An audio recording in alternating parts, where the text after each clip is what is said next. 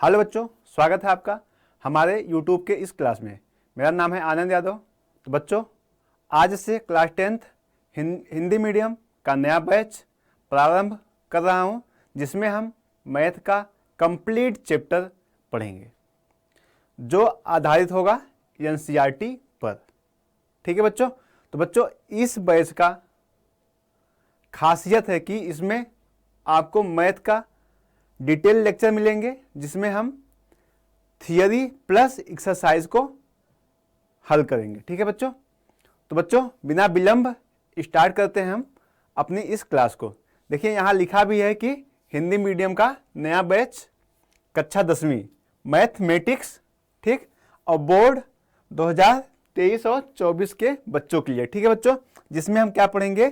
Theory plus question. ठीक है, theory plus question, theory plus question जो NCERT पर आधारित है। ठीक है बच्चों, जो आपका सिलेबस है पूरा सिलेबस कवर करेंगे। ठीक है बच्चों, अब बिना विलंब के स्टार्ट करते हैं अपना अध्याय नंबर प्रथम।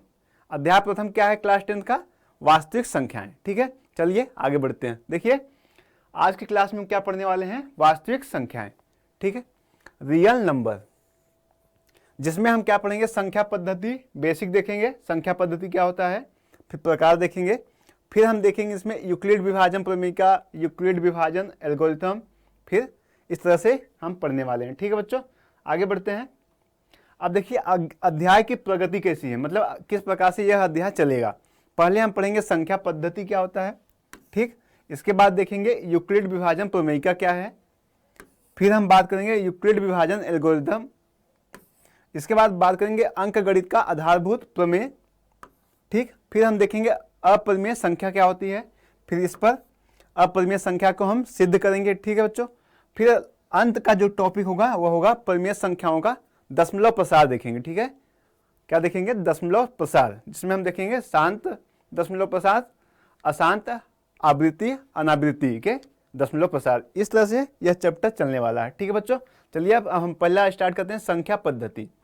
तो देखते हैं संख्या पद्धति क्या होता है। देखिए, संख्या पद्धति क्या होता है? तो संख्या पद्धति क्या है? गणित की वह शाखा जिसमें हम संख्याओं के बारे में क्या करते हैं? अध्ययन करते हैं, उसे कहते हैं संख्या पद्धति। ठीक है, क्या करते हैं? जिसमें गणित की वह शाखा जिसमें संख्याओं का अध्ययन करते हैं, उसे हम कहते हैं संख्या पद्धति। ठीक है, जैसे अगर पहला हम बात करें तो प्राकृतिक संख्या। आपने पिछली कक्षा में पढ़ा है प्राकृतिक संख्या क्या है, कि जब किसी वस्तु को गिनती करने के लिए जिन संख्याओं का प्रयोग करते हैं उसे हम कहते हैं प्राकृतिक संख्या। ठीक है, हमारे हाथ में ये वस्तु है। ठीक है, अगर हम इसे गिनती करें तो आप गिनेंगे 1 2, 1 2, इस तरह से है। ठीक है, अगर पूछें आपके पास कितने पेन हैं तो आप गिन के बताएंगे 1 2 या 3 4, इस तरह से आप गिन के बताएंगे। तो वह जो संख्या का हम यूज कर रहे हैं वो कौन सी संख्या है? वह है प्राकृतिक संख्या। ठीक है, तो यहां से लिख सकते हैं कि गिनती करने के लिए जिन संख्याओं का हम प्रयोग करते हैं उसे कहते हैं प्राकृतिक संख्या। ठीक है बच्चों, जिसे हम कैपिटल N से क्या करते हैं? व्यक्त करते हैं, जिसे क्या करते हैं? कैपिटल N से व्यक्त करते हैं। ठीक है, व्यक्त या प्रदर्शित करते हैं। ठीक है, तो कैपिटल N इक्वल टू क्या हो जाएगा? 1 2 3 4 5, इस तरह से अनंत तक। ठीक, अब या ऐसे भी बोल सकते हैं कि 1 से प्रारंभ होने वाली संख्याओं को क्या कहते हैं? प्राकृतिक संख्या कहते हैं। ठीक है बच्चों, अब समझ में आ गया प्राकृतिक संख्या क्या है। आगे बढ़ते हैं, अब बात करते हैं दूसरा क्या है? पूर्ण संख्याएं। पूर्ण संख्या क्या होता है? इसको इंग्लिश में कहते हैं होल नंबर। ठीक है, इसे नेचुरल नंबर, इसे होल नंबर। ठीक है, अब होल नंबर क्या है? यदि हम प्राकृतिक संख्या में शून्य को शामिल कर लें, क्या करें? यदि हम प्राकृतिक संख्या में शून्य को शामिल करने पर जो नई संख्या प्राप्त होगा उसे हम क्या कहेंगे? पूर्ण संख्या। ठीक है, जैसे इसे हम W से डिनोट करते हैं, W से व्यक्त करते हैं या प्रदर्शित करते हैं या डिनोट करते हैं। ठीक है, तो W इक्वल टू क्या हो जाएगा? देखिए, W इक्वल टू प्राकृतिक संख्या हम क्या कर रहे हैं? शून्य को शामिल कर रहे हैं, तो 0 हो गया, 1 हो गया, 2 हो गया, 3 4, इस तरह से अनंत तक। ठीक है, तो यह क्या है? यह है पूर्ण संख्या। ठीक है, अब यहां से एक प्रश्न निकलता है कि क्या सभी पूर्ण संख्याएं प्राकृतिक संख्या हैं? क्या सभी पूर्ण संख्याएं प्राकृतिक संख्या हैं? देखिए एक प्रश्न यहां से निकलेगा, क्वेश्चन है कि क्या सभी पूर्ण संख्याएं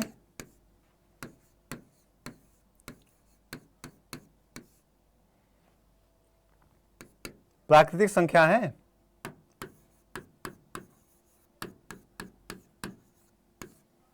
संख्या होती हैं?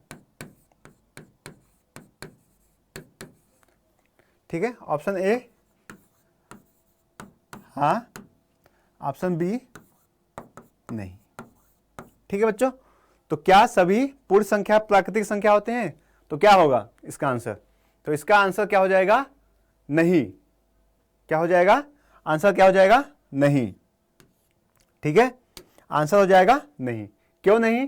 क्योंकि शून्य क्या है? वह प्राकृतिक संख्या नहीं है। ठीक है, शून्य प्राकृतिक संख्या नहीं है। ठीक है बच्चों, तो इसलिए सभी पूर्ण संख्या प्राकृतिक संख्या नहीं होती हैं। ठीक है, जैसे अगर अब आपसे पूछे, इसको ऐसे भी बोल सकते हैं कि 0 + n, इसे 0 + n क्या हो जाएगा? यह पूर्ण संख्या है। ठीक है, 0 + n यह पूर्ण संख्या है। ठीक है बच्चों, आगे बढ़ें। अब आगे बढ़ते हैं, अब देखते हैं पूर्णांक क्या होता है। पूर्णांक, इसको हम कहते हैं इंटीजर। क्या कहते हैं? इंटीजर। ठीक है, अब इंटीजर क्या है? पूर्णांक क्या है? जब हम पूर्ण संख्याएं में प्राकृतिक संख्या का ऋणात्मक मान को शामिल करने पर जो संख्या प्राप्त होगा उसे हम कहेंगे पूर्णांक। ठीक है, क्या बोल रहा हूं कि पूर्ण संख्या में, देखिए पूर्ण संख्या क्या है? 0 1 2 3 4 इस तरह से अनंत तक। ठीक है, अब इसमें हम क्या कर रहे हैं? प्राकृतिक संख्या का निगेटिव मान रखने पर। अब देखिए इसमें अगर हम प्राकृतिक संख्या का ऋणात्मक मान को शामिल करने पर जो नई संख्या प्राप्त होगा उसे हम कहेंगे क्या? पूर्णांक।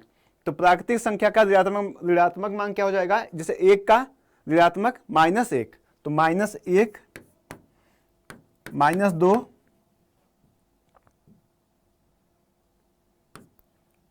-3 इस तरह से माइनस अनंत तक। ठीक है, ये क्या है? यह है हमारा पूर्णांक। ठीक है, पूर्णांक। अब पूर्णांक को किससे व्यक्त करते हैं? पूर्णांक को i या z से व्यक्त करते हैं। ठीक है, इसे i या z से क्या करते हैं? व्यक्त करते हैं या प्रदर्शित करते हैं। ठीक है, तो i = क्या हो जाएगा? -∞ से +∞। ठीक है बच्चों, समझ में आया? अब यहां से 3 बात निकल के आता है कि ये जो -∞ से -1, इसे क्या कहते हैं? माइनस अनंत से -1, इसको क्या कहते हैं?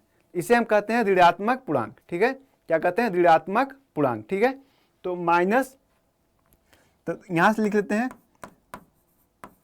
ऋणात्मक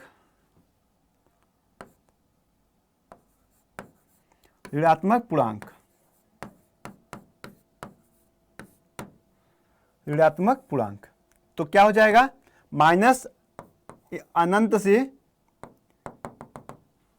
-3 -2 -1 तक। ठीक है, ये क्या है?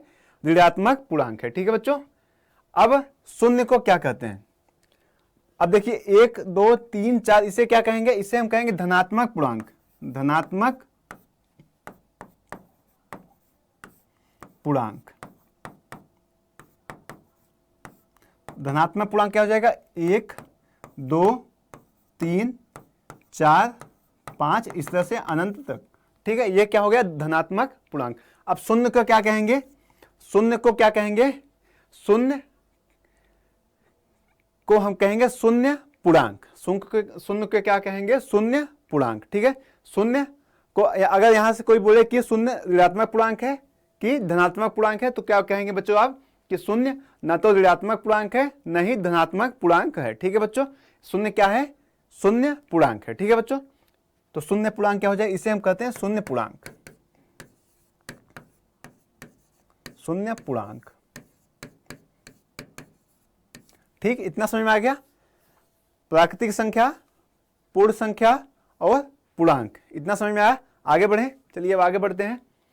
अब हम देखते हैं परिमेय संख्या।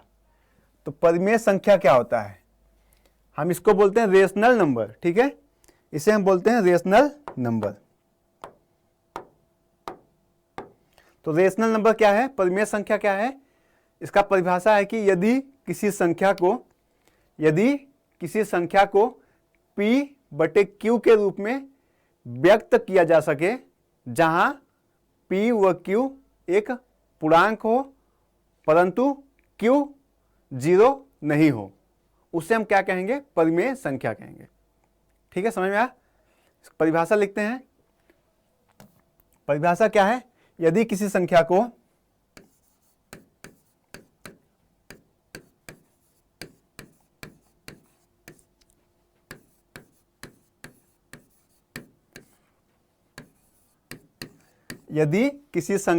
P/Q के रूप में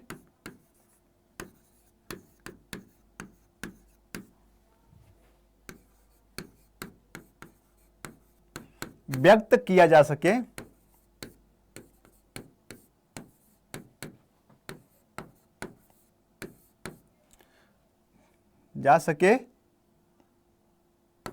जहां P व Q क्या हो? पूर्णांक, परंतु Q नॉट इक्वल 0 हो, उसे हम क्या कहेंगे? उसे हम कहेंगे परिमेय संख्या। ठीक है, यदि किसी संख्या को P/Q के रूप में व्यक्त किया जा सकता है तो उसे हम क्या कहेंगे? परिमेय संख्या, और जहां Q 0 नहीं होना चाहिए। जैसे हम क्या कह सकते हैं इसे? परिमेय संख्या का, परिमेय संख्या अगर हिंदी में समझे तो P/Q, तो इसे हम P को क्या कहते हैं? अंश कहते हैं। ठीक है, अंश, और Q को हर। ठीक है, इसको क्या कहते हैं? अंश बटे हर। अगर किसी संख्या को अंश बटे हर के रूप में व्यक्त किया जा सकता है, जहां हर क्या हो? हर नॉट इक्वल 0 हो, मतलब Q 0 नहीं होना चाहिए, तब वो क्या संख्या है? तब वह एक परिमेय संख्या है। एग्जाम्पल देखते हैं, जैसे 2/1 कर सकते हैं। ठीक है, तो क्या हो जाएगा? 2/1 एक परिमेय संख्या है। ठीक है, 10/7 ये क्या है? देखिए, ये भी क्या है? पूर्णांक है, पूर्णांक, और 7 भी क्या है? पूर्णांक है, अंश बटे हर के रूप में भी है। ठीक है, जैसे अगर 5 करें तो आप कहेंगे 5 भी क्या है? परिमेय संख्या है, क्योंकि 5 को हम क्या लिख सकते हैं? 5 को 5/1 लिख सकते हैं ना, तो यह क्या है? एक परिमेय संख्या है। लेकिन 5/0 अगर हो तो क्या है? यह परिमेय संख्या नहीं है, क्योंकि 5/0 क्या हो जाएगा? अपरिभाषित हो जाएगा। ठीक है, अपरिभाषित हो जाएगा। ठीक है बच्चों, यह क्या है? एक परिमेय संख्या। ठीक है, लेकिन 5/0 परिमेय संख्या नहीं है। हाँ, यह क्या है? अपरिभाषित है, अपरिभाषित। ठीक है, क्या निकल क्या? अपरिभाषित है। ठीक है, अब कोई भी संख्या आप बता सकते हैं कि परिमेय संख्या है कि नहीं? बता सकते हैं ना? ठीक है, और √2 अगर पूछे तो √2 क्या है? कहेंगे परिमेय संख्या, क्योंकि √2 अगर इसका मान निकालेंगे तो 1.414 ये मान दशमलव में आता है। ठीक है, तो 1.414 क्या ये पूर्ण संख्या है या एक भिन्न है? ठीक है, क्या है? डेसिमल में आ जाएगा। ठीक है, तो यह पूर्णांक नहीं है, इसलिए यह परिमेय संख्या नहीं है। ठीक है बच्चों, चलिए अब आगे बढ़ते हैं। अब देखते हैं अपरिमेय संख्या क्या है। अपरिमेय संख्या इसको कहते हैं इर्रेशनल नंबर। तो अपरिमेय संख्या क्या है? परिमेय का उल्टा। परिमेय का परिभाषा क्या था कि जब किसी संख्या को P/Q के रूप में लिखा जा सकता है, जहां P व Q क्या हो? एक पूर्णांक हो और Q 0 नहीं होना चाहिए, उसे हम कहेंगे क्या? परिमेय संख्या। अब इसमें क्या हो? P और Q अपरिमेय में क्या हो जाएगा कि जब किसी संख्या को P/Q के रूप में व्यक्त न किया जा सके, उसे हम क्या कहेंगे? अपरिमेय संख्या। ठीक है, जैसे इसका परिभाषा हो जाए, जब किसी संख्या को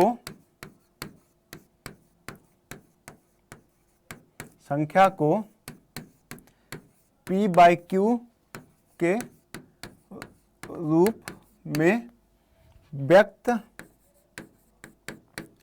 नहीं किया जा सके, उसे क्या कहेंगे?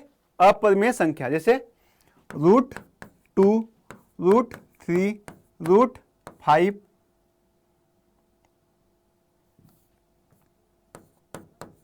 ठीक है, पाई, ये है इसका एग्जाम्पल। ये क्या है? अपरिमेय संख्या, ठीक है। अब यही हम बाद में आगे चलकर क्या करेंगे? सिद्ध करेंगे कि √2 कड़ी में 2 एक अपरिमेय संख्या है, ठीक है, ठीक है बच्चों। अब पाई भी क्या है? एक अपरिमेय संख्या। जो पाई का जो मान होता है 22/7, ठीक है, या 3.14, ये जो मान है क्या है? अप्रोक्सीमेट वैल्यू है, ठीक है, लगभग मान है, ठीक है बच्चों, इसका एग्जैक्ट वैल्यू नहीं है, ठीक है, इसलिए यह क्या है? एक अपरिमेय संख्या है, ठीक है बच्चों। इतना समझ में आया अपरिमेय संख्या क्या है, परिमेय संख्या क्या है, ठीक है। पीछे जितना पढ़ा है उतना समझ में आया। आगे बढ़े, अब हम देखते हैं वास्तविक संख्या। वास्तविक संख्या क्या है, या वास्तविक संख्या किसे कहेंगे? देखिए, इसमें हम क्या करें? यदि परिमेय संख्या और अपरिमेय संख्या के समूह को क्या कहेंगे? वास्तविक संख्या कहेंगे, ठीक है। परिमेय संख्या और अपरिमेय संख्या के समूह को हम क्या कहते हैं? वास्तविक संख्या कहते हैं, ठीक है बच्चों। ये हो गया वास्तविक संख्या, ठीक है। तो परिमेय संख्या और अपरिमेय, परिमेय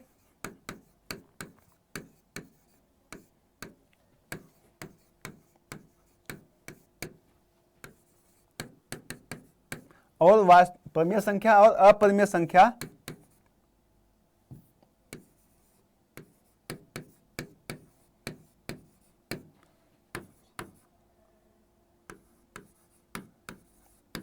परिमेय संख्या और अपरिमेय संख्याओं के समूह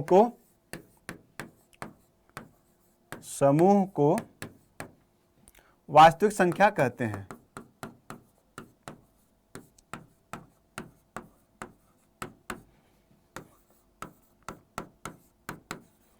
इसमें जितनी भी संख्या क्या है, सब वास्तविक संख्या, चाहे भिन्न हो, चाहे रूट में हो, चाहे पूर्णांक हो, सभी क्या हो जाएंगी? सब वास्तविक संख्या हो जाएगा, ठीक है बच्चों। अब आगे बढ़े, अब हम बढ़ते हैं अपने टॉपिक की ओर। अब हमें इस चैप्टर में जो पढ़ना है हमारा क्या है? यूक्लिड का विभाजन प्रमेयिका, यूक्लिड विभाजन प्रमेयिका, ठीक है। तो यूक्लिड विभाजन प्रमेयिका अब हम पढ़ेंगे नेक्स्ट लेक्चर में, अगली क्लास में। तो बच्चों, आज जो पढ़ाया आपको कैसा लगा ये कमेंट करके बताइएगा, और आप चैनल पर नए हैं तो चैनल को सब्सक्राइब करना ना भूलें, ठीक है बच्चों। और अपने दोस्तों को भी यह वीडियो शेयर करें, जिससे वो भी चैनल पर आसानी से जुड़ सके, ठीक है बच्चों। अपना पढ़ाई करिए बढ़िया से, और आने वाले समय में हम बढ़िया करेंगे, ठीक है बच्चों। धन्यवाद।